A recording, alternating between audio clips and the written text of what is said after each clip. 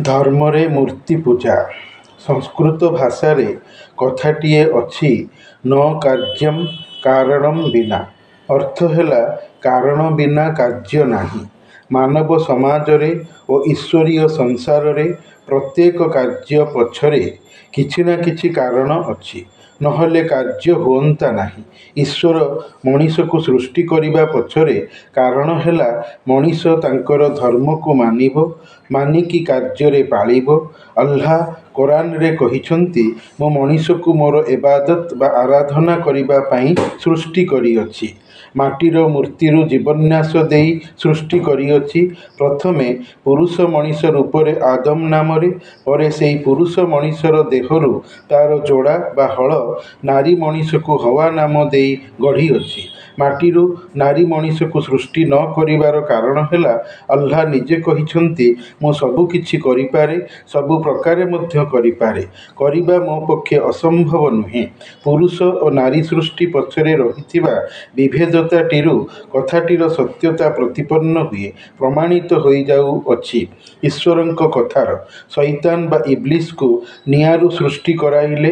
ଏଇଠି ଆଲ୍ଲାହଙ୍କର ସୃଷ୍ଟିର ତିନୋଟି ପ୍ରକାର ରହିଲା। ପ୍ରଥମ ପ୍ରକାର ମାଟିରୁ, ଦ୍ୱିତୀୟ ପ୍ରକାର ଦେହରୁ, ତୃତୀୟ ପ୍ରକାର ଅଗ୍ନିରୁ, ଚତୁର୍ଥ ପ୍ରକାରଟି ହେଲା ଆଲୋକ ବା ନୂରରୁ, ଯେଉଁଥିରେ ଫରିସ୍ତା ବା ଦେବଦୂତ ବା ଏଞ୍ଜେଲ ମାନେ ରହିଛନ୍ତି। ନାରୀ ପୁରୁଷ ମଧ୍ୟରେ ପୁଣି କ୍ଳୀବ ବା ନପୁଂସକ ବି ମଣିଷ ଅଛନ୍ତି, ଯେଉଁମାନେ ନାରୀ ପୁରୁଷର ମିଶାମିଶି ଶରୀରଧାରୀ। ତେଣୁ ଆଲ୍ଲାହ ଯେ ସବୁ କିଛି ତଥା ସବୁ ପ୍ରକାରେ କରିପାରନ୍ତି, କୋରାନରେ ଯାହା ସେ କହିଛନ୍ତି, ଏଇଠୁ ସହଜରେ ଜଣାପଡ଼ିଗଲା। ଏହାଛଡ଼ା ଚରାଚର ବିଶ୍ୱ ସୃଷ୍ଟିକୁ ତନ୍ନ ତନ୍ନ କରି ସୂକ୍ଷ୍ମ ଭାବରେ ଦେଖିଲେ ଆଲ୍ଲାହଙ୍କର ସବୁ କିଛି କରିପାରୁଥିବା ସାମର୍ଥ୍ୟ ଜଣାଯାଇପାରିବ। ଆଲ୍ଲାହଙ୍କର ସୃଷ୍ଟି ସାମର୍ଥ୍ୟର ଏତେଗୁଡ଼ିଏ ଉଦାହରଣ ଆଖି ସାମ୍ନାରେ ଥାଇ ବି ମଣିଷ ନିଜ ମାନିତ ଧର୍ମରେ ମୂର୍ତ୍ତି ପୂଜା କରିବାର କାରଣ ହେଲା ଶଇତାନ ଯୋଗୁଁ। ଶଇତାନ ବା ଇବ୍ଲିସ ଆଲ୍ଲାହ ବା ଖୋଦ୍ ବା ଆପଣାଜାତ ଖୋଦାଙ୍କର ମାଟିର ମୂର୍ତ୍ତି ପିତୁଳା ବା ପୁତୁଲାରୁ ମଣିଷକୁ ଗଢ଼ିବା ସେ ଦେଖିଥିଲା। କାରଣ ସେ ମଣିଷ ପୂର୍ବରୁ ଜାତ ବା ଜନ୍ମ ହୋଇଥିଲା। ଆଲ୍ଲାହ ମଣିଷ ଗଢ଼ିସାରି ସବୁ ଫରିସ୍ତା ବା ଦେବଦୂତ ବା ଏଞ୍ଜେଲଙ୍କୁ ଆଦେଶ ଦେଇଥିଲେ କି ତାଙ୍କର ସର୍ବୋତ୍ତମ ସର୍ବଶ୍ରେଷ୍ଠ ବା ଅଶ୍ରଫୁଲ ମଖଲୁକାତ ମଣିଷକୁ ସମ୍ମାନ ପ୍ରଦର୍ଶନ ବା ସଜଦାଏ ତାଜିମୀର ସଜଦା କରିବାକୁ, ସାଷ୍ଟାଙ୍ଗ ପ୍ରଣିପାତ ରୀତିରେ ମୁଣ୍ଡିଆ ମାରିବାକୁ। ହେଲେ ଅଗ୍ନିଜାତ ଶଇତାନ କିନ୍ତୁ ଖୋଦାଙ୍କର ହୁକୁମ ମାନିନଥିଲା, ଆଦେଶ ଅମାନ୍ୟ କରିଥିଲା, ମୁଣ୍ଡିଆ ମାରିଲା ନାହିଁ। ଆଲ୍ଲାହ ସାରା ସୃଷ୍ଟିର ଭେଦ ଜାଣନ୍ତି।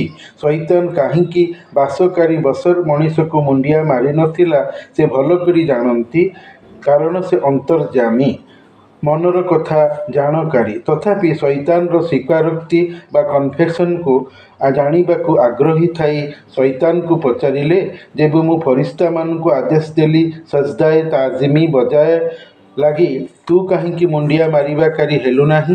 ଉତ୍ତରରେ ଶଇତାନ କହିଲା, ହେ ମୋର ପ୍ରଭୁ ଆଲ୍ଲାହ, ତୁ ମୋତେ ନିଆଁରୁ ଜାତ କରିଛୁ, ମଣିଷକୁ ମାଟିରୁ ଜାତ କରିଛୁ। ମୋତେ ମଣିଷ ପୂର୍ବରୁ ଏବଂ ମଣିଷକୁ ମୋର ପରେ ଜାତ ବା ଜନ୍ମ କରିଛୁ। ମୁଁ ମଣିଷଠାରୁ ବେହେତର ବା ବଢ଼ିଆ। ତେଣୁ ମୋର ଗରଜ ପଡ଼ିଲା ନାହିଁ କି ମୁଁ ବାସକାରୀ ବସର ମଣିଷକୁ ମୁଣ୍ଡିଆ ମାରିବି। ଆଲ୍ଲାହ ରାଗିଯାଇ ଶଇତାନକୁ ପାଜି, ଦୁଷ୍ଟ ବା ମର୍ଦୁଦ କହି ସ୍ୱର୍ଗରୁ ତଡ଼ିଦେଲେ। ବାହାରି ଯା ପାଜି ମର୍ଦୁଦ, ଏଇଠି ରହିକି ଗର୍ବ କରିବୁ, ଫୁଟାଣି କାଢ଼ିବୁ, ମୋ କଥା ମାନିବୁ ନାହିଁ, ମୁଁ ଆଲ୍ଲାହ ସହିପାରିବି ନାହିଁ। ଏଇଠି ଆଲ୍ଲାହଙ୍କ ସୃଷ୍ଟିର ପ୍ରଥମ ଅମାନିଆକୁ ମଣିଷ ଦେଖିଲା। ସ୍ୱର୍ଗରୁ ବାହାରିଯିବା ପୂର୍ବରୁ ଶଇତାନ ଆଲ୍ଲାହଙ୍କୁ ଅନୁରୋଧରେ କହିଲା, ହେ ମୋର ପ୍ରଭୁ ଆଲ୍ଲାହ, ମୋତେ କୟାମତ ପର୍ଯ୍ୟନ୍ତ ମୋହଲତ ବା ସୁଯୋଗ ଦେ, ଯେବେ କି ତୋର ସବୁ ଲୋକ ମଲା ପରେ ପୁନର୍ଜୀବିତ ହୋଇ ରେଜୁରେକ୍ସନ ରୀତିରେ ଉଠାଯିବେ। ତୁ ମୋତେ ଗୁମରାହ ବା ପଥଘୁଡ଼ା କରିଲୁ। ମୁଁ ବି ତୋର ସର୍ବୋତ୍ତମ ସର୍ବଶ୍ରେଷ୍ଠ ବାସକାରୀ ବସର ମଣିଷକୁ ଗୁମରାହ ବା ପଥଭ୍ରାନ୍ତ କରିବି। ତାକୁ ଚାରିଆଡ଼ୁ ଆସି ବହଲାଇବି, ଫୁସୁଲାଇବି, ତୋର ଜିନିଷକୁ ବଦଳାଇ ଦେବାକୁ କହିବି। ସେମାନଙ୍କ ମଧ୍ୟରୁ ତୁ ଅନେକଙ୍କୁ ଶୁକରଗୁଜାର ବା ସନ୍ତୁଷ୍ଟ କୃତଜ୍ଞ ପାଇବୁ ନାହିଁ। ଏହା ମୋର ତୋଠାରେ ୱାଦା ବା ସଂକଳ୍ପ ରହିଲା। ଆଲ୍ଲାହ କହିଲେ, ଯଦି ଏମିତି, ତାହେଲେ ମୋର ଧମକ ବି ଶୁଣିନେ। ଯିଏ ତୋର ଅନୁଗାମୀ ହେବ, ତୋତେ ପ୍ରଭୁଜ୍ଞାନ କରିବ ତତେ ସାଙ୍ଗ ମନେ କରିବ, ତତେ ଏବଂ ସେମାନଙ୍କୁ ଭରପୁର ନର୍କଦଣ୍ଡରେ ପକାଇ ସଜା ଦେବି। କିନ୍ତୁ ମୋର ପ୍ରକୃତ ନିଷ୍ଠାପର ବନ୍ଦା ବା ଦାସ ବା ଭକ୍ତଙ୍କ ଉପରେ ତୋର କର୍ତ୍ତୃତ୍ୱ କିଛି ରହିପାରିବ ନାହିଁ। ଏହା ମୋର ବି ତୋଠାରେ ଚୁକ୍ତି ରହିଲା। ଏବେ ଦେଖା ତୋର କୃତିତ୍ୱ। ମୁଁ ଦେଖେଁ ତୁ କେତେ ପାରିଲା ବାଲା। ଶୈତାନର ପ୍ରଥମ ଆକ୍ରମଣ ଆଲ୍ଲାହଙ୍କର ପ୍ରଥମ ମାନବ ସୃଷ୍ଟି ଆଦମ ଏବଂ ତାଙ୍କର ଯୋଡ଼ା ବା ହଳ ବିବି ହୱାଙ୍କ ଉପରେ ହେଲା। ଆଲ୍ଲାହ ପରମାତ୍ମା ବା ସର୍ବଶ୍ରେଷ୍ଠ ମନଧାରୀ ଜାଣିଥିଲେ ସ୍ୱର୍ଗ ବା ବୈକୁଣ୍ଠ ବା ଜନ୍ନତରେ ରହିଲେ ମଣିଷର ବଂଶବିସ୍ତାର ହେବ ନାହିଁ। ମାନବ ଜାତି ଓ ତା'ର ସଭ୍ୟତାର ବିକାଶ ହୋଇପାରିବ ନାହିଁ। ମଣିଷ ମାଟିରୁ ଜାତ ବା ଜନ୍ମ ହୋଇଅଛି, ଅଗତ୍ୟା ମଣିଷ ମାଟିକୁ ଯିବା ଦରକାର। ତେବେ କେମିତି ଯିବ? କିଛିଟା ଭୁଲ କଲେ ତ ଯିବ। ଆଲ୍ଲାହ ପରମ ନ୍ୟାୟୀ ବା ନ୍ୟାୟବାନ, ଅତଏବ ସେ କେମିତି ଅନ୍ୟାୟ ନିଜେ କରିବେ? ମନରେ ଉପାୟଟିଏ ଚିନ୍ତା କଲେ ମଣିଷର ଭୁଲରୁ ମଣିଷକୁ ନିଜେ ସେ ଶୈତାନ ଭଳିଆ ସ୍ୱର୍ଗରୁ ତଡ଼ିଦେଇ ମରଣଶୀଳ ମର୍ତ୍ତ୍ୟ ବା ମାଟି ଜଗତକୁ ପଠାଇବେ। ଅତଏବ ସ୍ୱର୍ଗର ଗୋଟିଏ ନିଷିଦ୍ଧ ଗଛର ପାଖକୁ ଯିବାକୁ ଆଲ୍ଲାହ ଆଦମ ଓ ତାଙ୍କ ଯୋଡ଼ା ସ୍ତ୍ରୀ ବିବି ହୱାଙ୍କୁ ମନା କଲେ। ଆଲ୍ଲାହ ନିଜ ଶେଷ ପ୍ରେରିତ ଆସିମାନି ସହିଫା ବା ଆକାଶୀ ପୁସ୍ତକରେ କୋରାନରେ କହିଛନ୍ତି, ମଣିଷର ବିଶ୍ୱାସର ଅବଶ୍ୟ ବା ନିଶ୍ଚିତ ପରୀକ୍ଷା ହେବ କି ସେ କେତେଦୂର ମୋ ପ୍ରତି ବିଶ୍ୱସ୍ତ ଅଛି। ପରୀକ୍ଷା ବିନା ଭଲ ବା ପୁଣ୍ୟବାନ ମଣିଷର ପରିଚୟ ବା ପହଚାନ ନାହିଁ। ମଣିଷକୁ ଜନ୍ମ ଦେଲେ ଅସରଫୁଲ ମଖଲୁକାତ କରି ଏବଂ ତା'ର ମନକୁ କେତୋଟି ସ୍ୱଭାବରେ ଭାଗ ଭାଗ କଲେ, ଯଥା ପ୍ରେମ, ଘୃଣା, ଆସକ୍ତି, ଈର୍ଷା, କ୍ରୋଧ, ଶାନ୍ତ।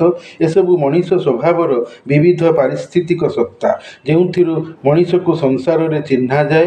ଅନ୍ୟ ନାମରେ ଏହା ଇନସାନୀ ଫିତ୍ରତ। ଇନସାନ ମାନେ ମନୁଷ୍ୟ, ଫିତ୍ରତ ମାନେ ସ୍ୱରୂପ, ମନର ସତ୍ତା। ଶୈତାନ ଆଲ୍ଲାହଙ୍କ ଦ୍ୱାରା ମଣିଷକୁ ସମ୍ମାନ ପ୍ରଦର୍ଶନର ମୁଣ୍ଡିଆ ମାରିଲା ନାହିଁ ବୋଲି ସ୍ୱର୍ଗରୁ ତଡ଼ା ଖାଇଲା। ସେ ବି ମନରେ ଭାବିଲା, ମୁଁ ମଣିଷଠାରୁ ପୂର୍ବରୁ ଥାଇ ଜନ୍ନତ ବା ବୈକୁଣ୍ଠରୁ ବିତାଡ଼ିତ ହେଲି, ଆଉ ମଣିଷ ମୋ ପରେ ଆସି ସ୍ୱର୍ଗରେ ଆରାମରେ ରହିବ। ଏହା କେବେ ହେବ ନାହିଁ। ମୁଁ ଇବ୍ଲିସ୍ କରାଇ ଦେବି ନାହିଁ। ଆଲ୍ଲାହ ମୋତେ ମଣିଷକୁ ପଥଭ୍ରାନ୍ତ କରାଇବାର ଅନୁମତି ଦେଇଛନ୍ତି, ଯାହାକି କୟାମତ ପର୍ଯ୍ୟନ୍ତ ମୋଠାରେ ବଳବତ୍ତର ରହିବ। ଯାଏଁ, ଚେଷ୍ଟା କରେ, କ'ଣ ହେଉଛି ଦେଖାଯାଉ।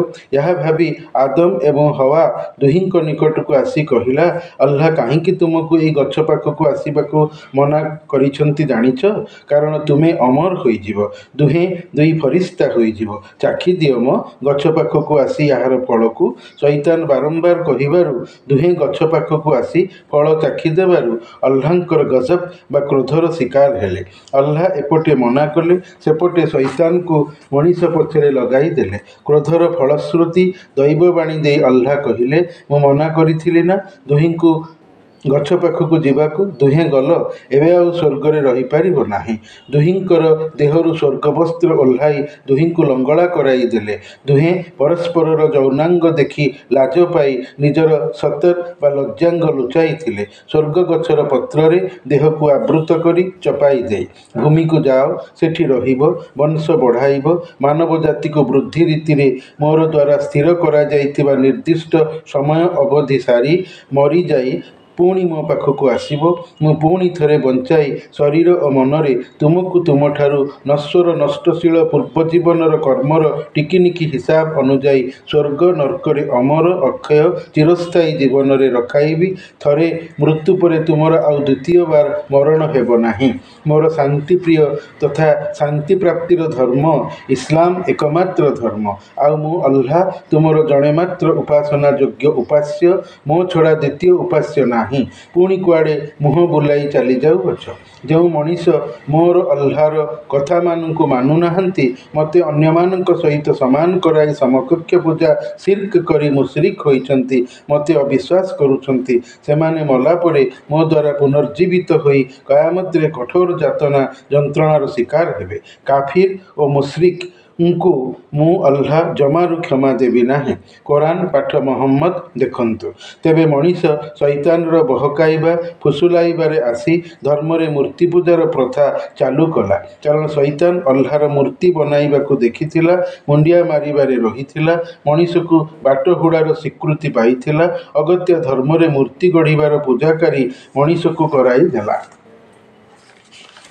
ଆଲ୍ଲାହ ବି ଚାହୁଁଥିଲେ ଯେହେତୁ ତାଙ୍କର ନର୍କରେ ମଣିଷର ଅଜାବ ବା ଯନ୍ତ୍ରଣାର ସଂଖ୍ୟା ବଢ଼ିବ। ମଣିଷ ଭୁଲ କଲେ ତ ନର୍କରେ ପଡ଼ି ସଜାର ପ୍ରାପ୍ତକାରୀ ହେବ। ଆଲ୍ଲାହ କହିଛନ୍ତି, ମୁଁ ମଣିଷ ଉପରେ ଅତ୍ୟାଚାର କରେ ନା। ଓଲଟି ମଣିଷ ମୋର କଥା ନ ମାନି ନିଜ ଉପରେ ଅଯଥା ଅତ୍ୟାଚାର କରୁଅଛି। ମୁଁ ମଣିଷକୁ ମୂର୍ତ୍ତି ପୂଜା କରିବାକୁ କହିନାହିଁ।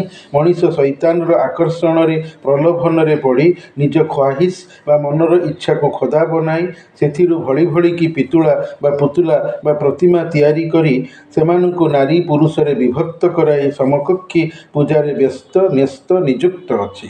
ମଣିଷ ଏଇ ଯେଉଁ ବିବିଧ ମୂର୍ତ୍ତିର ନିର୍ମାଣକାରୀ ହୋଇ ମୋର ସର୍ଜିତ ମାଟି ପଥର ଧାତୁରେ ତିଆରି କରି ପୂଜୁଅଛି, ଆଗାମୀକାଲି ସଂସାରର ସବୁ ମଣିଷର ଏକାଥରକେ ଶରୀର ମନରେ ବଞ୍ଚି ଉଠି ଠିଆ ହେବାର ଦିନ କାୟାମତରେ ସେହିସବୁ ମୂର୍ତ୍ତିମାନଙ୍କୁ ମୁଁ ଆଲ୍ଲାହ ମୋର ସବୁ କିଛି କରିପାରୁଥିବା ସାମର୍ଥ୍ୟ କ୍ଷମତାରେ ବଞ୍ଚାଇ ଜୀବନ୍ୟାସ ଦେଇ ଯାହାଙ୍କୁ ଗୋଟି ଗୋଟି କରି ମୁଁ ଆଲ୍ଲାହ ଗଣିକି ରଖିଅଛି ସେମାନଙ୍କୁ ତୁମ ପୂଜାକାରୀ ମଣିଷମାନଙ୍କ ବିରୁଦ୍ଧରେ ଠିଆ କରାଇ ପଚାରିବି। ସେମାନେ କହିବେ, ଆମର ସେଇ ପୂଜାକାରୀ ମଣିଷମାନେ କେବେ ଆମକୁ ପୂଜୁଥିଲେ ତାହାର ଖବର ଆମକୁ ଜଣା ନଥିଲା। ସେବେ ଭାବ ତୁମ ଅବସ୍ଥା କେମିତି ହେବ? ଯେଉଁ ମୂର୍ତ୍ତି ନିଜ ଉପରେ ବସୁଥିବା ମାଛିକୁ ହଟାଇବାର ସାମର୍ଥ୍ୟ ରଖୁନାହିଁ, ସେ ମୂର୍ତ୍ତି ଏ ମୁଶ୍ରିକ ମଣିଷ ତୁମମାନଙ୍କୁ ଅବା କ'ଣ ରକ୍ଷା କରିବ? ତୁମ ଚାହିଦା ପୂରଣ କରିବ? ତେଣୁ କେତେ ଦୁର୍ବଳ ସେମାନେ ଆଉ ସେମାନଙ୍କୁ ପୂଜା କରୁଥିବା ମଣିଷମାନେ। ମୁଁ ମଣିଷର ମୂର୍ତ୍ତି ତିଆରି ଥିଲି ସତ, ପରନ୍ତୁ ମଣିଷକୁ ମୂର୍ତ୍ତି ପୂଜାର ଅନୁମତି ଦେଇନାହିଁ। ମୁଁ ଏବଂ ମଣିଷ କ'ଣ ସମାନ? ଅତଏବ ମଣିଷ ମୂର୍ତ୍ତି ପୂଜାର ଅବା କରିବ କାହିଁକି? ଏସବୁ ହେଉଛି ମଣିଷର ଜେହାଲତ ବା ମୂର୍ଖାମି, ନିଜ ପୂର୍ବଜଙ୍କର ପଦାଙ୍କର ଅନ୍ଧ ଅନୁକରଣ। ସେମାନେ କରୁଥିଲେ, ଆମେ କରିବୁ। ସେମାନେ ଶାସ୍ତି ଭୋଗିବେ, ଅଗତ୍ୟା ତୁମେ ବି ଶାସ୍ତି ଭୋଗ। ଆଲ୍ଲାହ ପ୍ରକୃତ କଥା କହିବାରେ ଲାଜ କରେନା। ମଣିଷ ଖରାପ ଭାବିଲେ ବି ମୋର ଆଲ୍ଲାହର କିଛି କ୍ଷତି କରିପାରିବ ନାହିଁ। ଓଲଟି ମୋ ଦ୍ୱାରା କ୍ଷତିରେ ପଡ଼ିବ। ଆଲ୍ଲାହ ଦୁର୍ବଳ ଶକ୍ତି ନୁହେଁ ଯେ ମଣିଷ ତାର କାବୁରୁ ବାହାରିଯିବ। ହେ ମୋର ବିଶ୍ୱାସୀ ମଣିଷମାନେ, ତୁମେ ମୂର୍ତ୍ତି ପୂଜକଙ୍କୁ ଗାଳି ଦିଅନା, କାରଣ ସେମାନେ ବି ମନର ଅଜ୍ଞତାବଶତଃ ମୋର ଆଲ୍ଲାହର ଅସମ୍ମାନ କରିବେ। ମୁଁ ଆଲ୍ଲାହ ଧର୍ମ ଅର୍ଜନର ଦୁଇଟି ବାଟ ସତ୍ ପଥ ଏବଂ ମିଛ ପଥ ଖୋଲି ମଣିଷକୁ ଦେଖାଇ ଦେଇଅଛି। ମୋର ପୈଗମ୍ବର ଏବଂ ଆକାଶୀ ପୁସ୍ତକ ପଠାଇ ତାଙ୍କୁ ଦେଇ ଏବେ ମଣିଷର ଇଚ୍ଛା ସେ ଯେଉଁ ପଥରେ ଯାଇ ନିଜ ଜୀବନର ସୁଗତି ଦୁର୍ଗତିକୁ ଆଣୁ।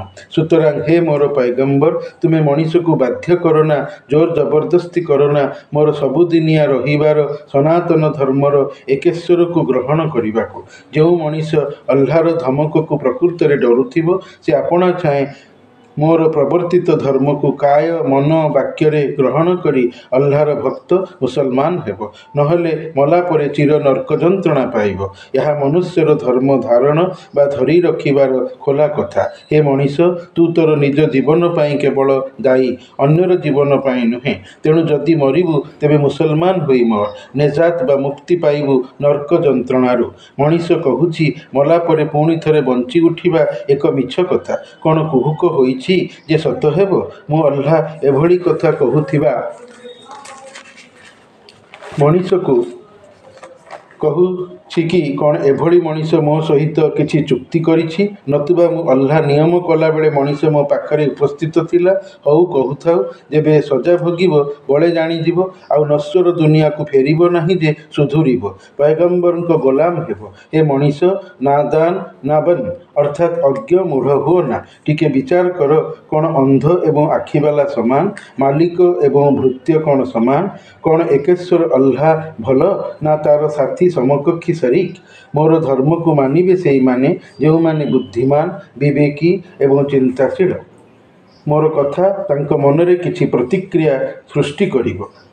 କୋରାନରେ ସମକକ୍ଷୀ ପୂଜାକାରୀମାନଙ୍କର ଜନବସତିକୁ ଗୋଟିଏ ନିରୂପିତ ସମୟ ଅବଧିର ସୁଯୋଗ ଦେଇଦେବା ପରେ ଆଲ୍ଲାହ ପ୍ରେରିତ ପୈଗମ୍ବରଙ୍କ କଥା ମାନିନଥିବା ଦୋଷରେ ସେମାନଙ୍କର ସହରକୁ ଧ୍ୱଂସ ବରବାଦ କରାଇ ଦେଇଥିବାର ଅନେକ ବିବରଣୀ ବର୍ଣ୍ଣିତ, ଯଥା ଆଦ, ସମୁଦ, ନୂହ, ବନବାଲେ, तुब्बा की कौम, मिस्र फ्यारो, मेसोपोटामिया सभ्यतार बाबिलोन, जेउठिकु पैगंबर इब्राहिम जाई जिगुरात बा बाबिलोन बासींकर मूर्ति पूजार आराधना गृह मंदिर रे प्रतिष्ठित बा स्थापित थिबा मूर्तिमानंकु भांगिथिबार विवरणी कुरानर 17 भाग देइथाए।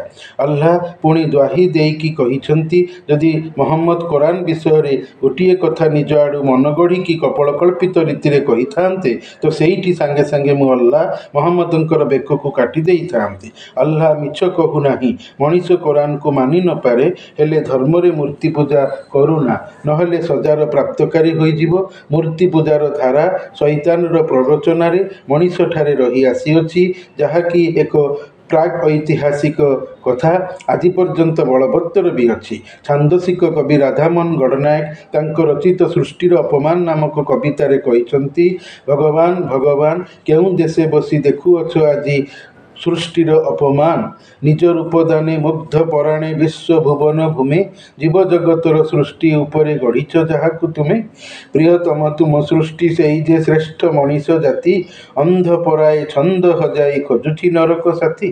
भूमि गगन वायु निआर अधिप बा स्रष्टा एवं अधिकारी नामधारी भगवान मनीष को निज रूपदान रे ही सृष्टि करिसंती। नहले से यासीन पाठर गोटिए श्लोक रे जहा कहिसंती तार ओडिया माने हैला कि आम्भे अल्लाह निज हाथ में मनीष को तैयारी करिअछु, तथापि मोर अस्तित्व को लेकिन मनीष तड़ाक पड़ाक झगड़ा करुअछि एवं मोर ता प्रति थिबा एहसान बा दया को भूलीगला। जानू नाही कि अल्लाह देखुअछि बोली। एई जो हाथ शब्द आसिला तार अर्थ रे मूल आरबिक शब्द थिबो बोली सिना अर्थांतर रे आसिला, सुतरां अल्लाह खोदा भगवान कर आकृति अच्छी बोली बेस जना पड़ी जाउअछि। जेहेतु हाथ देह शरीरर अंग विशेष, यह द्वारा मनीष जेमिति काम करे ईश्वर मध्य सेमिति कार्य करी मनीषर मूर्ति तैयारी करिले निज कल्पनारू।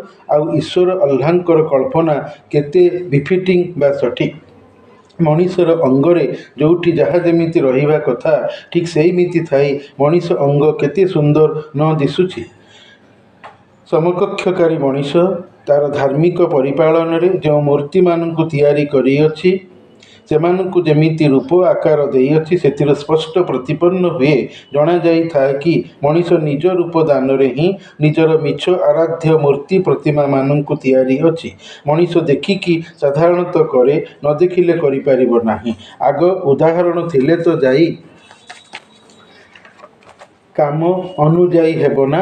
मनीष तो आउ शून्य संचारी जीव नुहे जे संपूर्ण कल्पनार किछि गढ़ी पारिबो, अतएव से देखिकी ही करिबो। आउ सेइथिरे किछि अलगापण बाहर करिबा नायरे धर्मीय आराध्य मूर्ति मानकु विचित्र किंभूत किमाकार रूप आकृति देइअछि। उदाहरण स्वरूप ब्रह्मांकर चारिमुख, शिवंकर त्रिनेत्र, मुंड जटारे गंगाधार, पद्मासीना लक्ष्मी, हंस उपरे वीणाबादिनी सरस्वती, हाथी मुंड गणेश, माकड़ मुहा हनुमान, नरमुंड मालिनी काली, दशभुजा दुर्गा, बाघ पिठी बसा देवी दुर्गा, हाथी पिठी बसा विश्वकर्मा इत्यादि मनुष्यर एसबु कपड़ कल्पित मन इच्छार आकृति देवार मूल उत्स कारण रे अल्लाह ही अछंती। से जमिति दुई दुई चारि चारि पक्षधारी फरिश्ता बा देवदूत उनको तैयारी अछंती, माटीरू मनीष, निआरू शैतान, हाड़ पंजरारू नारी हवा, एसबु अल्लाहंकर वैचित्रमय सृष्टि को देखी जानी मनीष भी मूर्तिमानंक ठारे किछिटा